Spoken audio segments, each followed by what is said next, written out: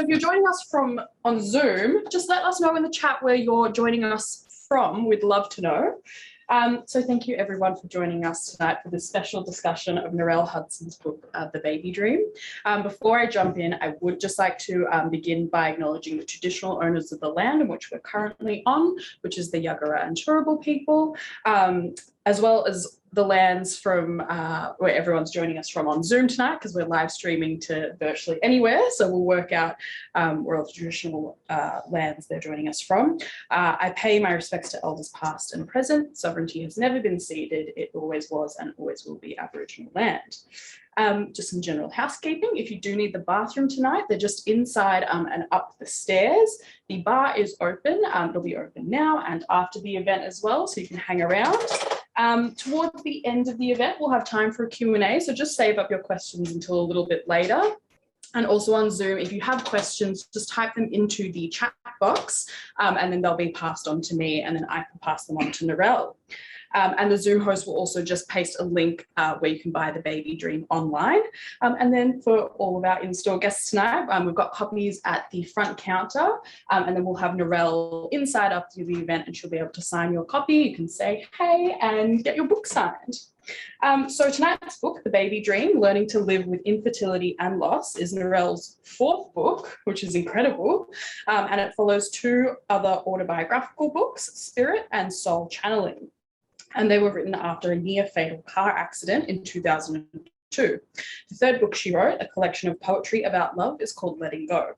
Narelle is a local author and owns and operates a counselling and natural therapy practice, specialising in working with people around grief. Please join me in welcoming Narelle. Thank you, everyone. Thank you, Yana. So I'll move this a bit closer just so people on Zoom can hear you as well. Okay.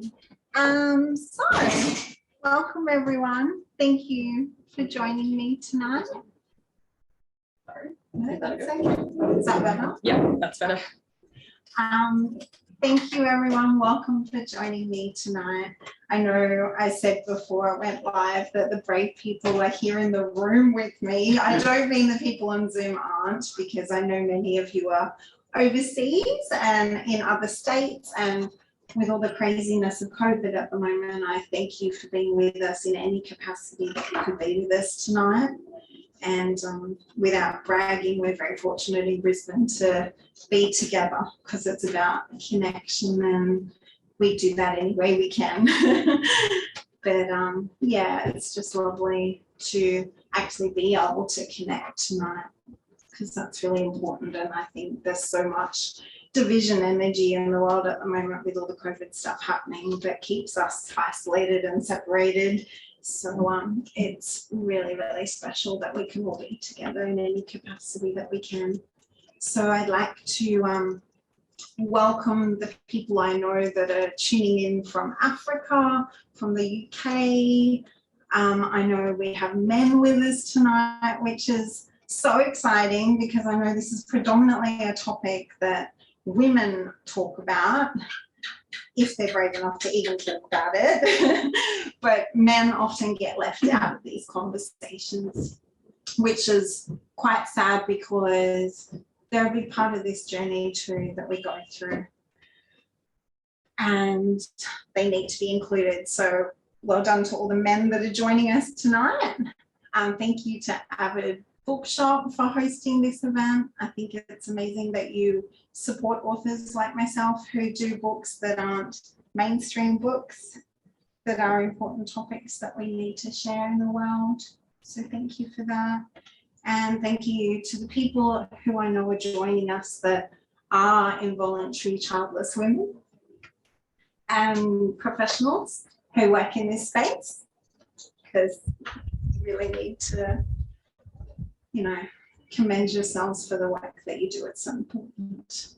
And I'm already getting emotional, because that's what I do. So just bear with me. I'm not going to fall apart. It's just, yeah, it's a personal topic and there are emotions there, and I'm okay with that.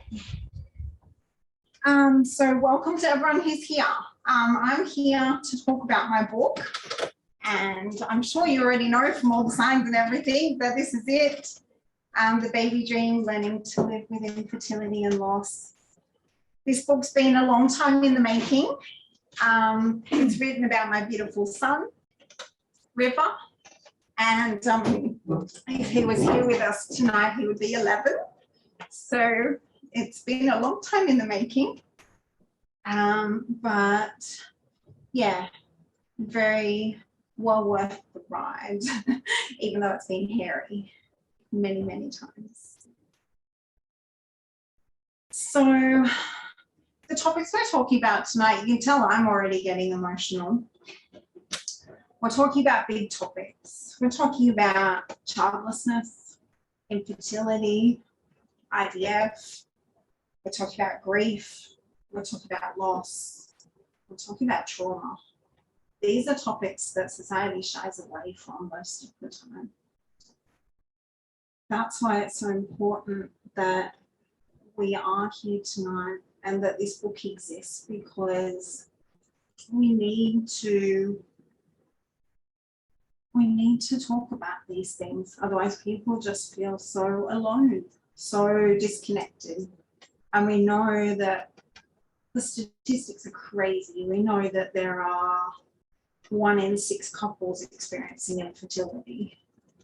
There are 1 in 4 women that experience pregnancy and infant loss. There's so many people in the world experiencing this, but they feel alone because no one's talking about it, because it's hard. So they don't. And often I think that's because grief makes people feel uncomfortable. Grief is messy, it's uncomfortable, it's painful, horrible. You wouldn't wish it on your worst enemy, really, because it's not a nice place to be.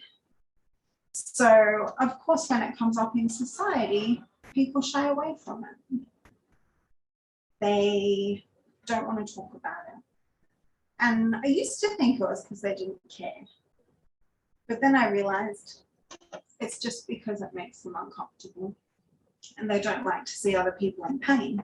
So they try and cheer them up, or they try and fix things, or they jump in and offer really helpful statements like, it's okay, you're young, you'll have another baby, you'll be fine. Or, I can have children, I'm so lucky, I could be your surrogate. They offer these statements that they think are going to be really helpful because they're trying to fix things. They don't want to see you upset, but the message we get is that no one's listening. That we're on our own and that no one cares. And so then we feel like we're going a bit crazy because no one's validating how we're feeling. And as a counsellor myself, I know how important that is. To know that whatever you're feeling, it can't be wrong. It's just how you feel. But we need to have some validation that what we're feeling is okay. Because no one's immune from grief. No one's immune from loss. Not everyone goes through infertility and loss, but everyone loses someone or something in their life. We all go through grief. Grief's just part of our life. But if there's no one to talk about it with, then we live in this society where people just push it under the rug and pretend everything's okay. And expect you back at work in a week. Because you should be fine. And as unhelpful relatives said to us, if you're not fine, it's been a couple of months, maybe you need some psychiatric help because you're emotional. Or a friend of mine went to the doctor and the doctor said, I think you need some antidepressants. She lost her father 4 days. The unusual part would have been if she wasn't crying. Not that she was.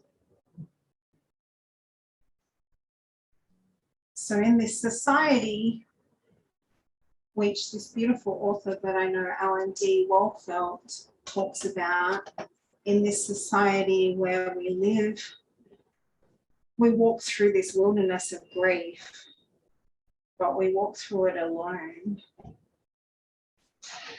because people aren't around us to validate what's going on.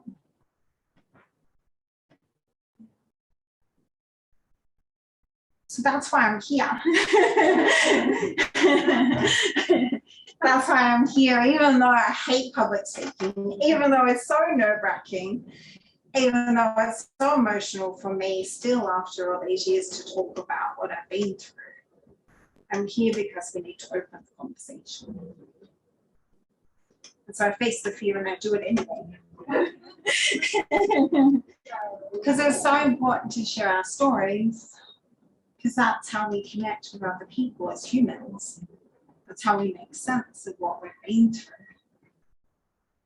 That's how we feel validated and understood. That's how we heal.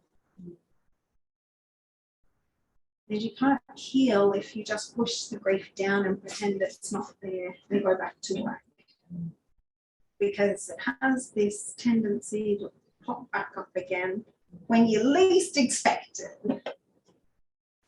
And someone I used to work with had this beautiful analogy that I love. It's like this beach ball that you're holding under the water and you're pushing it down and pushing it down all the time because you're trying to pretend that everything's okay.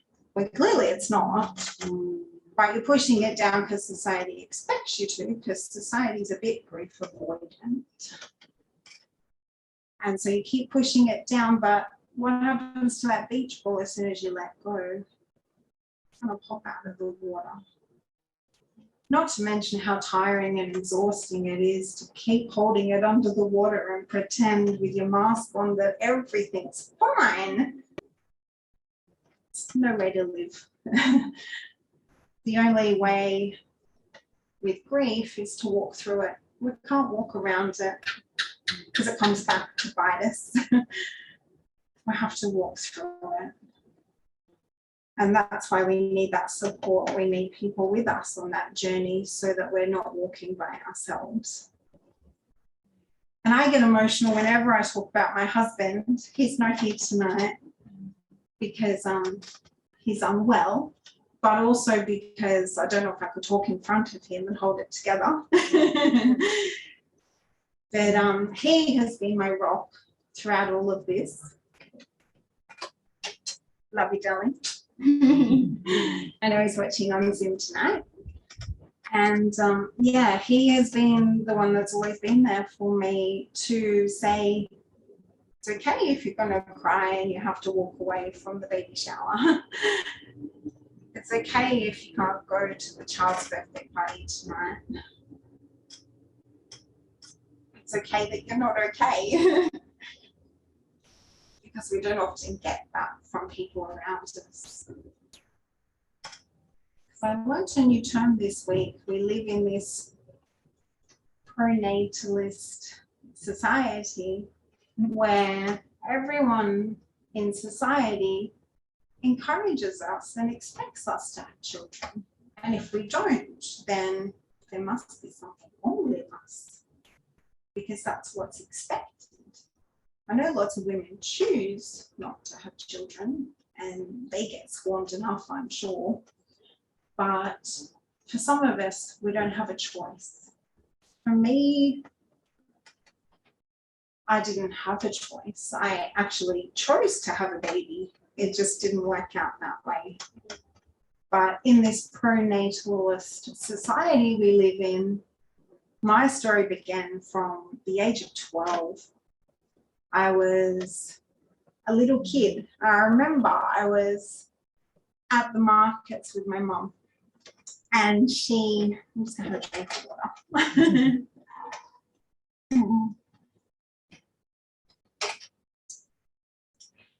And she saw this lovely little old lady who was crocheting baby clothes. And she walked up to this little old lady and she's like, oh, your work is so beautiful. And they're having a little chat. And then she turns around to me, and I was 12. And she's like, Nell, we need to get this lady to crochet you some baby clothes. And I'm like, Mum, I'm 12. And she's like, yes, but ladies like this with these skills, they're not going to be around when you're ready to have babies. So we need to make the most of this now. And my mum was quite alternative. She still is. And she didn't like what the lady had in terms of the pastel blues and pinks and lemons. And so she talks me into this as well. And she's like, oh, we'll get her to crochet you some in Brunswick green and navy blue and maroon. And they'll be so beautiful. And I'm like, whatever, Mom. I'm 12. But if you feel like you need to. And the lady was mortified. This little old lady's like, no one's ever asked me to crochet them in those colours before. She's like, it's a bit strange. But she did anyway. And we picked them up. And they were very beautiful. And the lady almost got converted. She's like, I think I might crochet in these colours more often. They're very lovely. But when you grow up in a society where that's expected of you when you're 12, it's expected that you'll have children. It's quite the demand, really. And, you know, I grew up with a mum who read me 17 bedtime stories every night. So all of those stories, of course, were those fairy tales that we all grew up on, where you have to find the magic prince, and then he'll sweep you off your feet. And then, of course, you get married and you live happily ever after. And, of course, that usually involved in most of those stories having babies. So I'd grown up with these expectations around me, and I'd always wanted to follow those traditions. I always wanted to be a mum. That was just how I saw my life was going to go. And I thought the hard part would be finding the prince. But I found him. And yeah, that ended up being the easy bit because I'm so fortunate to have beautiful bread in my life. But then the difficult part came, because I thought once you found the prince, that was the hard bit, right? And then of course you just have babies, because that's what happens in storybooks. But it wasn't that easy. When I met beautiful Brett, he already had children of his own.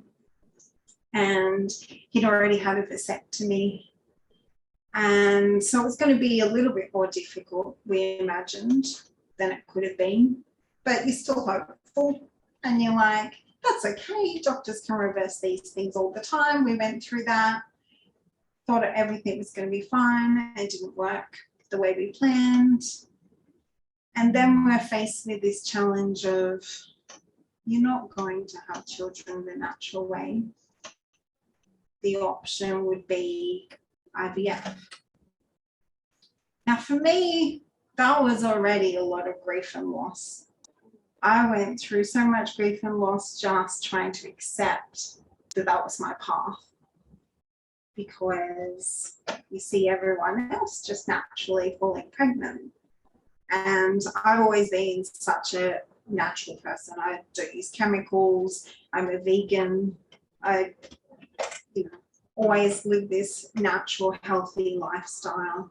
And to think of putting all those chemicals and everything in my body was just a little overwhelming, to say the least.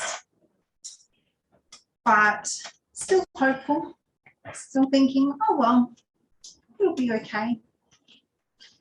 It'll work out. It works out for other people. And so went down that path. The doctor from the beginning, the specialist at the IVF clinic, was like, oh, this will be fine. You're young, you're thin, you're fertile. We'll get you pregnant super quick. I'll be fine. That was not how it panned out. But that was what we were told. So we were still hopeful. Still hopeful. I was planning a wedding as I was planning IVF, not the childhood fairy tale that you read about. And got back from our honeymoon and then started the treatments. And because we'd been told that I was young and thin and fertile, we assumed it would happen quickly. Had friends at the time and they were going through IVF, and I saw them get pregnant pretty quickly too. They only did a cycle or two and they were pregnant too. But ours just kept going until I almost became a bit of an experiment, a puzzle that the specialist needed to solve. After 4 rounds, they were like, what is going on here? Why is this not working? And all the grief and all the loss that you've already been through up until this point.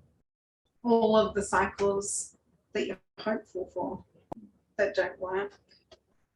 And then grieving that loss over and over again, and then trying to find the hope to throw yourself back into it again, as well as the financial expense of trying to find another 5 or 10 grand to go one more time. And so we kept going, and it almost became a little bit addictive, because it was like, well, this has worked for all the people around me. And I see it working all the time, and the doctors told me it's going to be easy and it's going to happen. So I'm just going to keep trying. But then after the 4th cycle, I went into the office of the specialist, and I remember her saying, we're really confused about why this isn't working. It should have happened by now. And I was like, yeah, I hear you. And I was in tears. I remember she just pushed a box of tissues towards me and said, do you want to quit? Not much empathy. Not what I needed to hear at the time. Really insensitive. And then you think, I'm going to quit. This is going to work. I'm seeing it happen. The more I try, the next time it'll work. So then we did more invasive stuff to work out why it hadn't been working. And then we did the next round. And they did it right the next time, because unimaginable to think, but the first 4 rounds, they didn't actually put the eggs in my uterus. Unimaginable, I know. But yeah. I have an interesting body type, let's just say that. I have a bicornerate uterus. So I actually have like a double uterus, so it's got a distinctive wall down the middle. And they had said in the beginning, they kind of like gone over it very briefly, but they said, oh, this might cause some problems, like towards the end, you might not go full term. But lots of women with bicornerate uteruses go full term and it should be fine. And so we were still hopeful and thought, okay.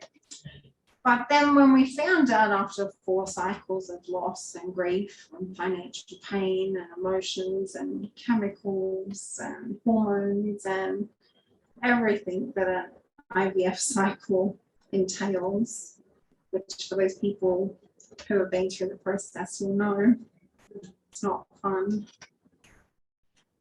After all of that, then we're told that the eggs hadn't gone into the right spot. So it made sense that I hadn't fallen pregnant.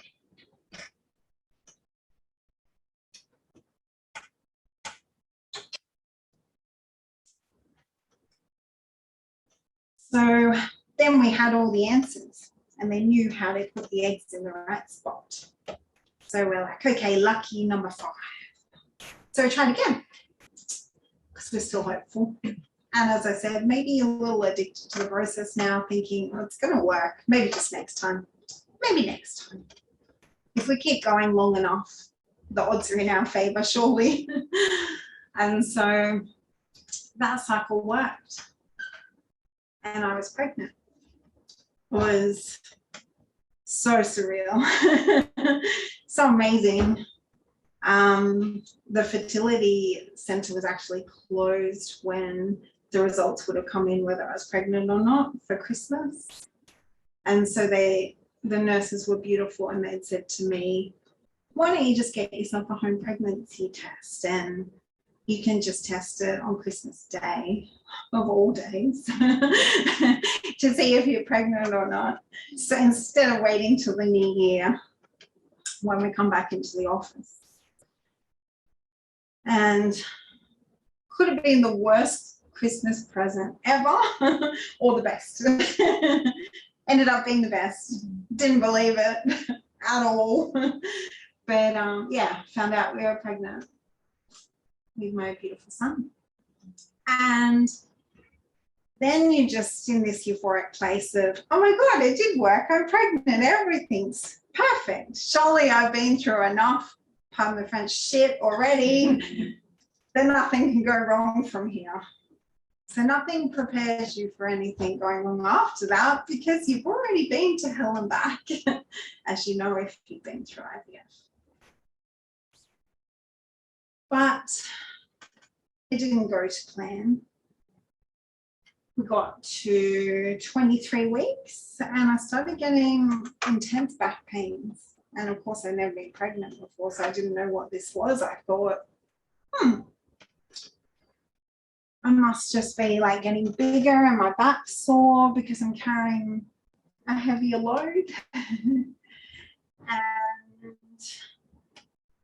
then ended up in emergency after finding a few spots of blood.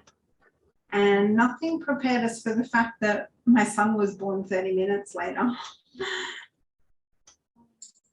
I'd been in labour that I didn't realise for at least 3 days. And then my son was here. So surreal. Hard to catch up with the shock of it all. And I remember as I was giving birth without drugs, because of course it was very unplanned, that Brett was saying to me, don't look, because he didn't know what our son was going to look like at this point. And then beautiful River was born. And so blessed. Held him in my arms, and his dad held him in his arms for 45 minutes. And he was perfect. His lungs weren't really ready yet because he was very little, but he was perfect.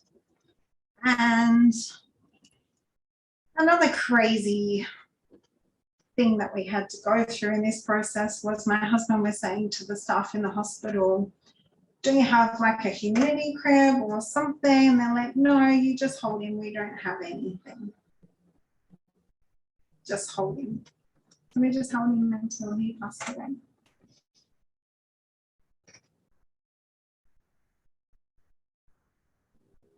And I don't blame anyone in the hospital. I know things just sometimes work out this way. But that put us into the most intense grief place I've ever been in. It wasn't just the primary loss even of losing our son. It was the secondary loss of losing our dream. Hence the name of the book. It had been the dream. And to lose the dream was soul destroying. We could have kept going. The next day in the hospital, before they discharged me, the doctor said, well, next time we'll do this and we'll do this and we'll do this. And I remember just trying to get him to shut up and just nodding and smiling. Maybe not smiling, just nodding to try and get him to shut up, because he wouldn't listen to the fact that, you know, maybe we were mourning and needed to spend a minute in our loss before we moved on to the next cycle. But at this point, it was time for us to stop. We were emotionally broken.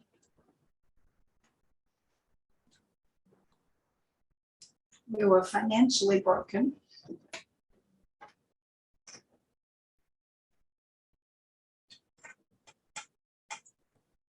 And we had to admit that we couldn't just keep doing this.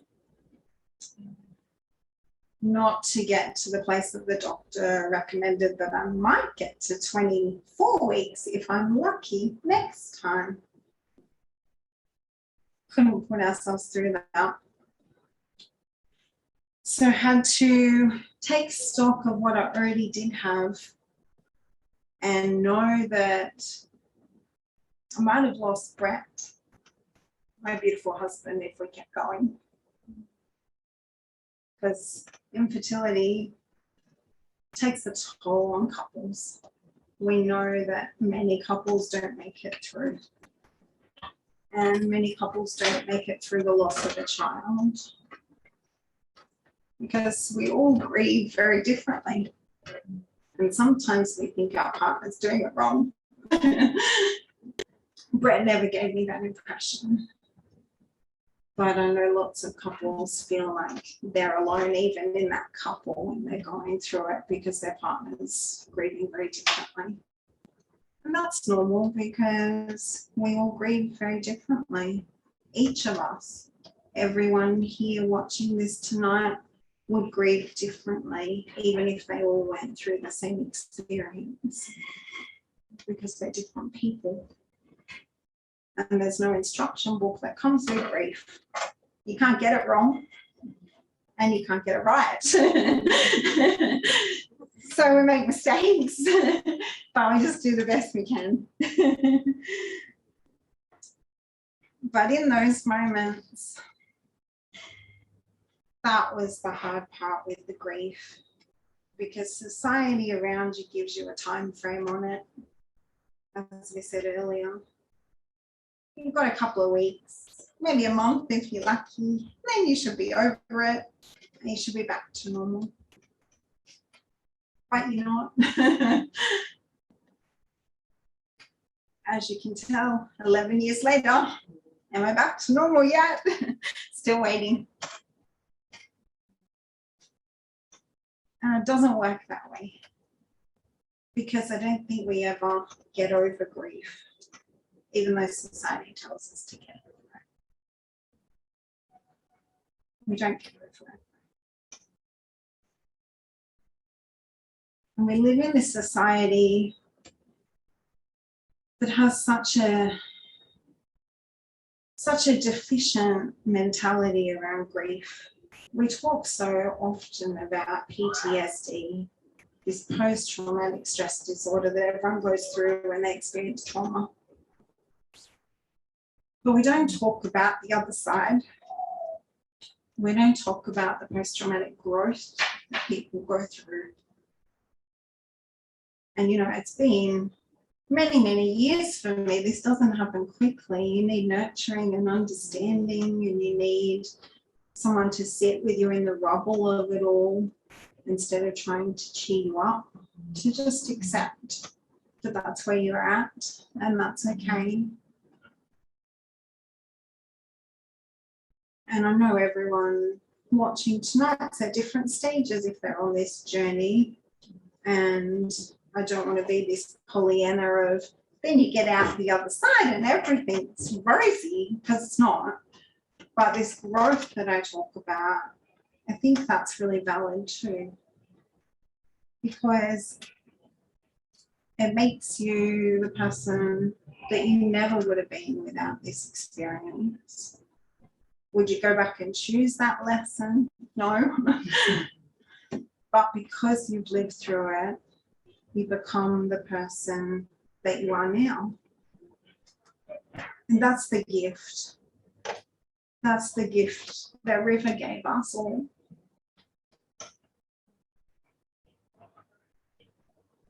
Because now I work in this space.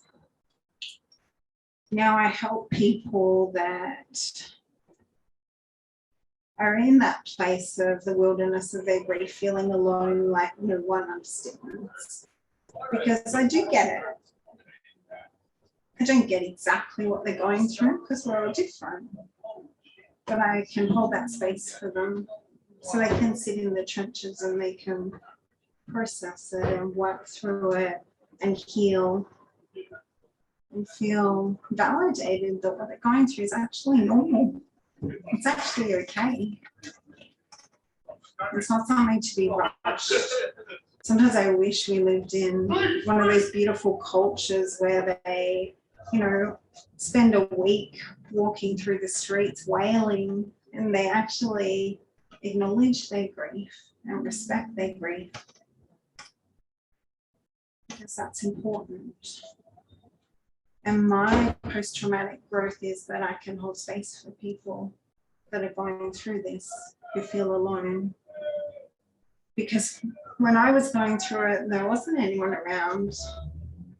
There weren't any counsellors that I found that got it. And that was nothing against their skill. Like, you don't learn this stuff in a textbook. And that's why I think counsellors who worked with lived experience, and I know there are some of them in front of me tonight, are so special, because they offer something that you can't get out of a book. They offer that understanding and that knowing to walk alongside someone and companion them without pushing them or dragging them or ignoring them, but to actually be present with them and to validate that what they're doing is perfectly fine. Painful and horrible, and you wouldn't want to do it, but what they're doing is part of the grief work. And that's why we call it work, because it's a job, it's hard, it's terrible. But we need to do the grief work. And my growth has also put me in this amazing place where I get to share my book with you all, because I'm a spiritual person, and I know that that's the gift that's come from my pain. As another author friend says of me, has said to me, turning the shit into sunshine.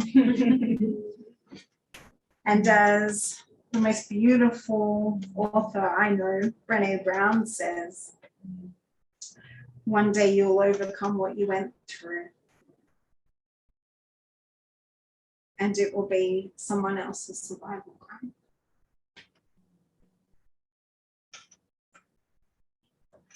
And I hope my book is that for so many of you. It's just my story.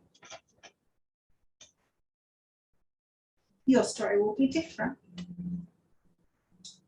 But I hope it shows you that you can share your story.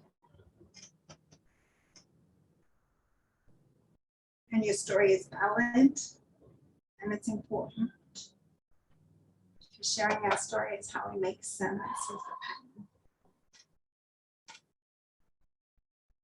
and what we've been through. And I share my story because I'm spiritual, and because River would kick my butt if I didn't. I remember going to a writer's retreat with the beautiful Animal Dreaming Publishing, who are my publishers. And I remember being at the retreat and doing a meditation with another beautiful author. And my son came through to me, and there was a competition that you could enter when you went to this writer's retreat, and you could win a publishing deal. And in the meditation, River came through to me and said, "Share our story, Mummy, share our story. You have to share our story."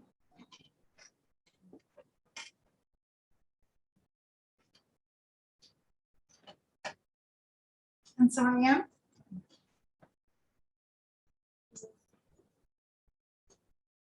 Even though I'm really raw and vulnerable right now, it's important that we do share our story. And River came through to me today when I was nervous and told me how proud he is of me. for doing that. And if I didn't, I think he would have kept harassing me. So that's why I'm here. So I hope you get to share in that story in my book. And you can be part of that journey as well. So you don't feel like you're the only one in this journey.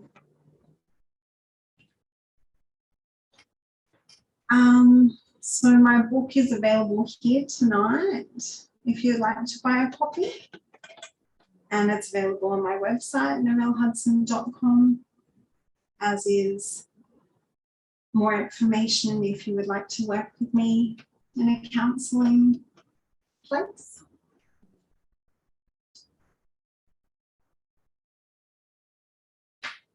And yeah, I think we've kind of reached the end. We're nearly ready for questions, I think. I was going to read an excerpt from my book, but I find it really hard to read my own stuff without becoming a basket case. It's probably not a good sell for you guys, but the people who have already bought my book and read it have been giving me feedback like they're reading it in small doses. And I think that's beautiful because that's what I teach in my counselling sessions as well, that we need to dose grief. We need to just take it in small pieces. We need to spend those moments where we sit with the pain and we acknowledge it and we validate it and we know that it's there without pushing it away. But we can't do that all the time or for long periods of time. So you might need some Kleenex if you are going to read my book. And I can see the people in front of me tonight have got tears in their eyes. Thank you for holding space with me tonight. And I'll leave it open to questions if anyone has any for me. Sure. Thank you, everyone. Firstly, let's all congratulate Narelle.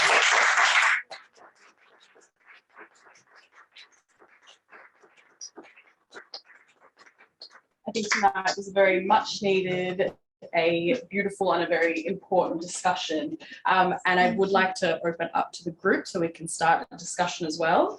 But I think I will kick it off. And I want to ask you, what do you ultimately want your reader to take from your book? Ultimately, I want the reader to take from it that our stories are important. We need to share them. I hope it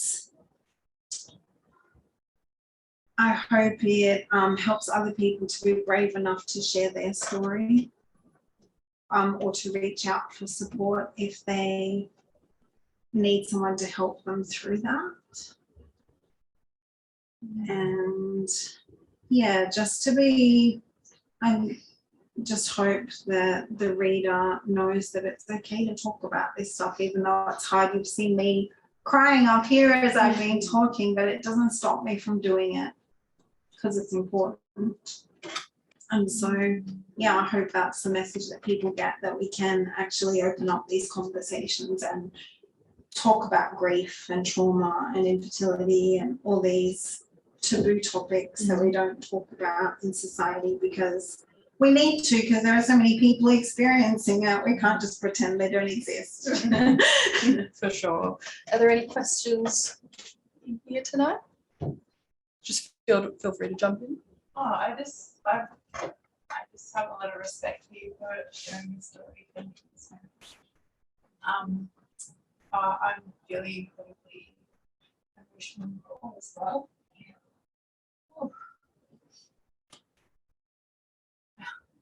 Tears are welcome here, as I say to my clients. I think very much a mirror to a lot of things I've experienced. One thing I would love for there to be growth and change around on a societal level and a systemic level is how medical communities and doctors treat are going through this process. Yeah. I feel that there's a lot of, I think it's inadvertent. I don't think it's necessarily, I do think a lot of the times it's very careless, and I really would love to see language changed and communication changed with how women are referred to, even how their body parts are spoken to. I know I was very casually just referred to, I think, by a receptionist when she handed me a pamphlet one year saying, "Oh, these are for poor responders." And I and I had a read at the back of the pamphlet, and it was like talking about some sort of natural alternate therapy for women who've had many rounds with no success. And I thought, how is that uplifting? How is so, and I've had, I won't go into it now, but I would love to see that enough women spoke up like yourself, and I would like to as well. I just haven't known how to do that. Just to share, just so that there's awareness, and that people can start to change the way that they communicate with us, and how, and I'm in that growth phase, so I completely, I think it's definitely possible to enter into a growth phase where you can offer something to other people from yourself. And I'm definitely looking forward to reading your book, and just after hearing your story, it just brought so much forward for me. I'll definitely microdose.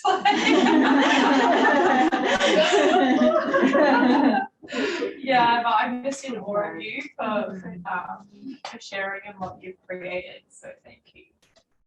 Thank you for being so brave and sharing as well. That's what it's about. And that's what I hope to encourage in other people, that they can be brave enough to share too. Yeah, we have to start the conversation. It's the only way things change, isn't it? Yeah, absolutely. 100%. Is that something that you touch on in the book, kind of your experience around the language surrounding infertility? Maybe not like explicitly, like it's not a textbook or it's not a medical sort of book. It's really just a narrative of my experiences, and there would definitely be bits in the story where I talk about, like I did tonight, the doctor pushing the tissue box towards me and saying, "Do you want to quit?" Like, you'll get to hear the language and the judgments and the experiences that I've been through in the book. And I hope that by opening this conversation, the people after me don't have to go through those experiences. And as you were saying, this book has been 11 years in the making. How did you feel the process of this particular story, putting pen to paper? It was the longest labour of love any of my books have ever been. They normally just flow when I write them in a few weeks. This one took so long because it was written at all stages of my journey. I use writing as my way to process my grief, and people process their grief in all sorts of different ways, but that's my way of processing what I'm going through. It always has been. I've always written, and instead of this one just blowing out of me quickly, I wrote like all through the journey. So God made editors for a good reason, because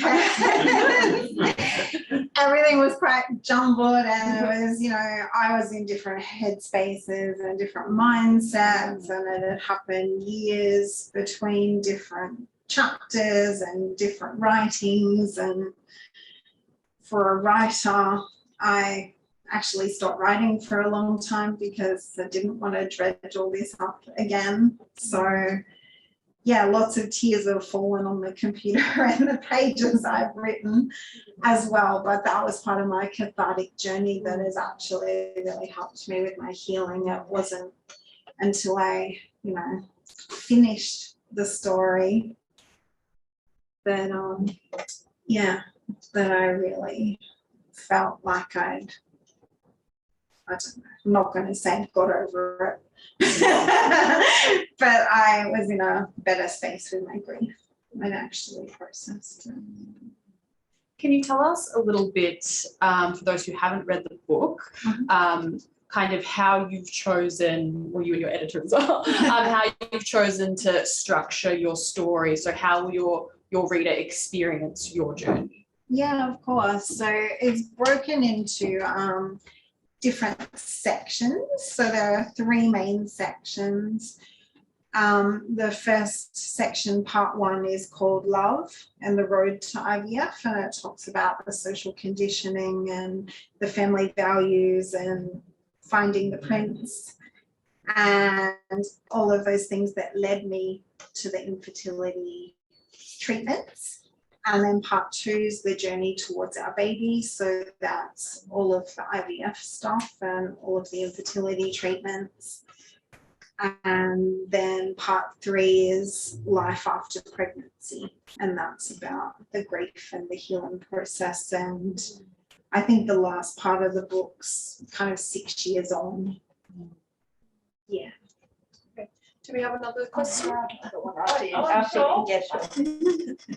was just wondering if the IVF clinic and the doctors specifically involved took direct accountability for the mistakes that they made when they incorrectly placed your fertilized little darlings into the incorrect place. Did they?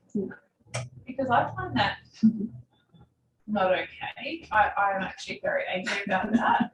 And I feel that there's not enough accountability with IVF clinics and doctors for a lot of things that occur. And that's something else I'd like to see change. I just think it's wrong. Yeah. And I get a real fire in my belly that rises up. So I think the grace that you have around that is phenomenal. And I'm sure that hasn't just happened overnight either. Yeah, well, doctors are human too. Yeah. And, one of my favorite quotes is medicine goes only so far and then comes God. Yeah. And I think that whether we want it to work out one way or another, it's not really up to us. Yeah. I think it's going to work out the way it's going to work out because it's not up to us. It's up to the universe and God and source or whoever you believe in. There's, lots of bigger things that are leading Very this graceful. process. Yeah. Response. Very great. Yeah. And we could have gone through court and we could have taken legal action, but you're already emotionally dead. Yeah. Absolutely. You don't need to stick the knife in even further. And, you don't normally get any results from those sort of investigations usually. A question? Yeah, congratulations, Narelle. This is an incredibly important piece of work. I'm emotional too. I know you're in a different guise. It's just blown me away what you're sharing, the effort you've put into this, the investment you've made in this, and what it's cost you as well, because it's a labour of love and there's a lot of emotional labour gone into this. And of course, my hope, just hearing about it tonight, is that this book reaches and lands in the right hands and in the right hearts, because it is very needed. So my question is about, what is your dream about where this book is available for people, who's going to know about it so that they can put it in the hands and hearts of the people who need it? Yeah, good question, and thank you, Martha. I really respect you saying that, because I know you're a beautiful trauma therapist. I have deep admiration for the work you do in the trauma space. But I've gone blank now after that lovely emotional moment. The hands that my book will land in. I would. And how, where will they be?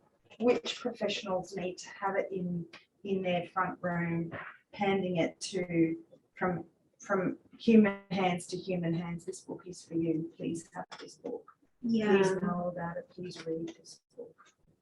Yeah, well, that's part of my process of trying to get it out there, and that's a difficult process.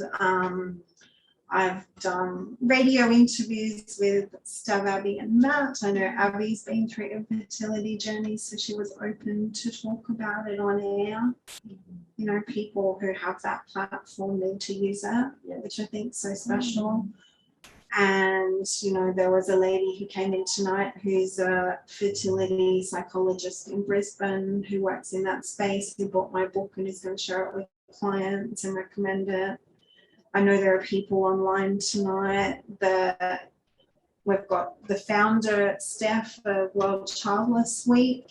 She's in the UK and she works a lot in this space to send the message out. And we've got a beautiful African lady, Ola, joining us on Zoom tonight as well, who does a beautiful podcast which is called Fertility Conversations, and I've done an interview with her which I was so lucky to be a part of.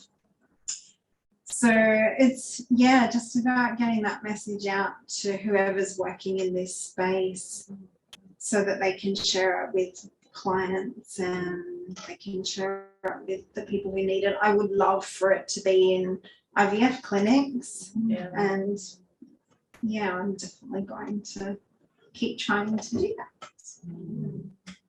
We do have a question from Zoom, and it's from Tracy Chapman. And she says, "Hi, Narelle. I feel so grateful. I'm proud that you're my friend. I love you, though I would never say that in person." I love you too, Tracy. And she does want to know, and it's a bit of a hard question, do you ever find or sense that your friends with children carry a bit of guilt when they're with people who don't or aren't able to have children? Thank you for asking that, Tracy. I was actually going to touch on friendships in my talk, but I didn't get to that. That's been, an interesting process as well, because when you go through grief and when you go through child loss, you lose lots of friends. Lots of my friends kind of fell away. Some disappeared. Some tried to be there but couldn't understand. There was only one family member that I actually pushed away because she was actually very insensitive. But I think it is important that we, protect ourselves enough to know and use our intuition enough to know the people that we need to surround ourselves with when we're going through this journey. And it is uncomfortable for lots of friends who are going through this. I had friends that were going through IVF at the same time as me, and then they fell pregnant. And then our solidarity kind of, we separated and didn't talk for a long time. And and it makes people uncomfortable. As I've said, grief makes people so uncomfortable that there probably is some guilt there that they have their children, and that's why you feel alone, because those friendships dissolve often. Yeah. We probably have time for one more question, if anyone would like to offer one. I have a question. When you were writing, did you have a point where you were writing knowing you were going to put that in the world? Or was it more that you were kind of writing your story? That's a good question. And was there a point when you realised it was going to be something that other people were going to read, and how was that transition? Yeah, good question, Sarah. I write just because that's what I do. As I said, that's my process of healing, and I've done that my whole life. Since I was a little girl, my parents used to always say, why don't you go outside? You're in your room doing paperwork again. And I'd be writing scripts or poems or whatever. Like, so I always have just written. So that's the way I process my emotions. And so I was always going to write, whether it was going to be a book or not. But then, yeah, got some nudges from my beautiful son to say, you're going to put it out there, Mummy. We know that you have to do the human stuff. We know you've got to go through the grief and it's going to take time and you have to do all that human stuff. But then this is what you need to do.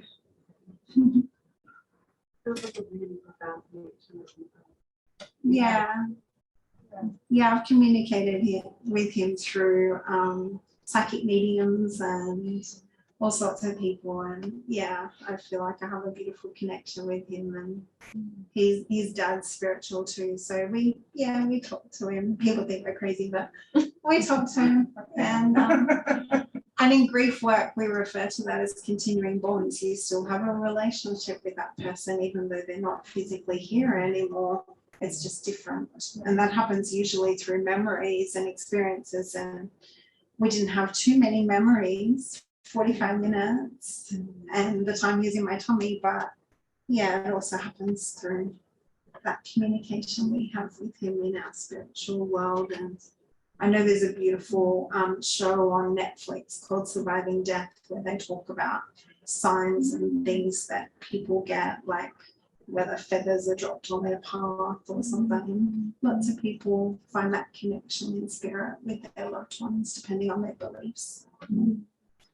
Thank you so much, Narelle. I think everyone can agree this has been a very heartwarming and a very special discussion. And thank you, everyone on Zoom, for joining us. We did have a big crowd on Zoom as well. Thank you so much, and I hope you enjoyed this and got as much out of it as we all did here. Another round of applause for Narelle. Yeah.